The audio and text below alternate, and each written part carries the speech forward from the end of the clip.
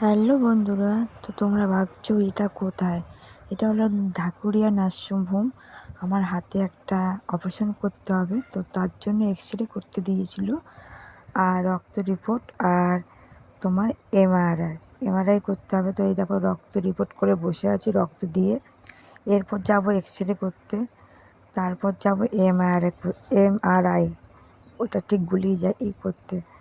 কখনো ভাবিনি যে আমার জীবনে এরকম কিছু লেবে আসবে, এক ভয়ঙ্কর হসপিটাল।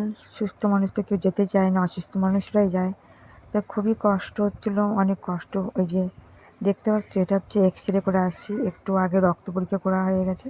এটা হচ্ছে হাতের এক্সরে। তো দেখো আমার মুখে হাসি কেন জানো তো? আমি চাই না আমার জন্য আরও কেউ কষ্ট পাক। সব কিছু হাসি মুখে বরণ করছি। কষ্ট, ব্যথা, যন্ত্রণা তো যারই হয় সে না। নার্সিংহোমে নিশ্চয় কেউ ঢং করতে আসে না, তাই না বলো? এই রিপোর্ট করতে অনেক টাকাই খরচা হচ্ছে। 3টে রিপোর্ট এমআরআই করতে কত খরচা হয় তোমরা অবশ্যই জানো। ঠিক আছে, অল বডি এক্সরে করতে কতটা খরচা হয় সেটা অবশ্যই জানো।